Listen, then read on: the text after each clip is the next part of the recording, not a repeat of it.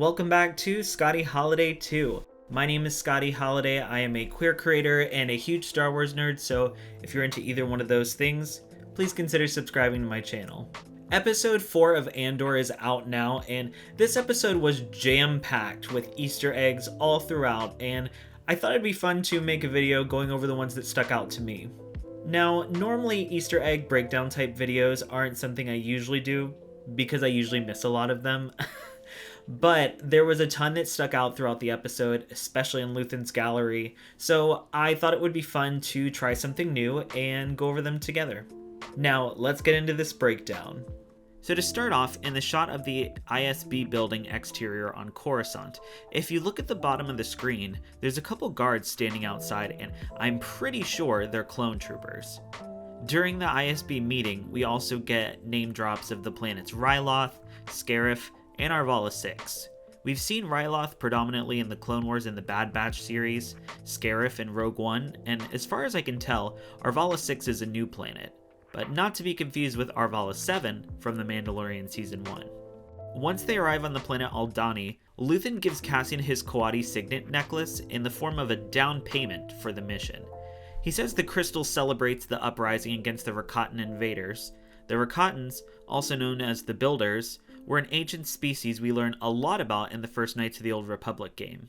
In the game, the Rakatans are said to use the dark side of the Force, which eventually corrupted their society, turning them into merciless warriors who use their Force-powered technology to conquer and enslave any other species they came across throughout their known galaxy. If you haven't played Knights of the Old Republic, I highly recommend it, especially with the remake coming out eventually.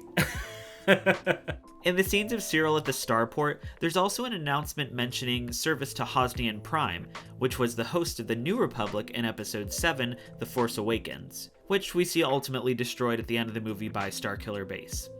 As I mentioned before, there's a ton of Easter eggs within Luthen's gallery, and I'm sure there's plenty that I missed, but I wanted to go over the ones that stuck out to me in the episode. So first we see a Gungan personal energy shield, which I love because Star Wars has ignored the Gungans so much since the prequels, and I really hope we get to see them soon.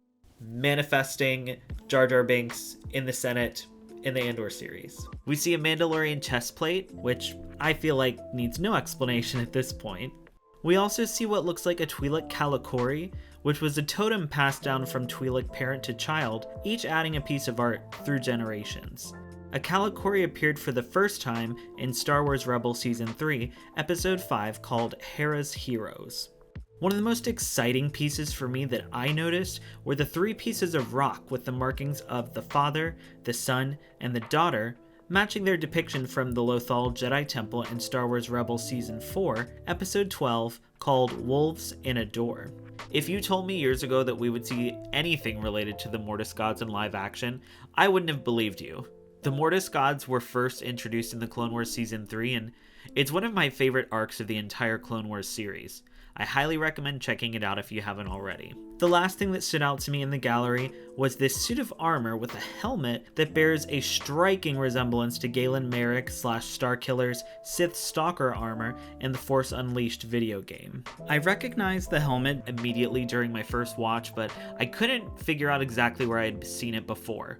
Thankfully, I saw a bunch of people talking about it on Twitter, so I'm not going to take credit for this one, but I still wanted to mention it because it's a really cool piece that I never expected to see in live action. During the scenes between Mon Mothma and her husband Perrin, she mentions many people we're familiar with, such as Ars Dangor and Sly Moore, both of which are a part of the Vizier's private chamber, the Vizier being Amedda. Ars Dangor served as senior advisor to Supreme Chancellor Palpatine during the Clone Wars and went on to serve on the ruling council of the Galactic Empire. Sly Moore served as the senior administrative aide and chief of staff for Chancellor Palpatine during the final years of the Republic, and also knew his true identity as a Sith Lord. Both Amedda and Sly Moore can be seen multiple times throughout Episode 2 Attack of the Clones and Episode 3 Revenge of the Sith. While discussing the matter, Mon Mothma also mentions inviting some Ghorman guests to dinner in a snide remark to her husband. Ghorman, being a planet where the Empire carried out one of its worst atrocities, slaughtering the Ghorman people during a peaceful protest known as the Ghorman Massacre, which was first mentioned in Star Wars Rebels Season 3, Episode 18, titled Secret Cargo, and that episode actually featured Mon Mothma working with the Rebels crew as well. So these were all the Easter eggs in Andor Episode 4 that I noticed, and as I said before, I'm sure that there's a ton I missed, so if there were any you noticed that I didn't mention in this video, leave a comment or hit me up on Twitter so we can chat more about it. I'm going to be putting out weekly reviews for each new episode of Andor as they come out, so make sure you're subscribed so you don't miss out. My episodes 1 through 3 review is out now, as well as the podcast episode I did with the Krypton to Alderaan podcast, talking all about the Andor premiere.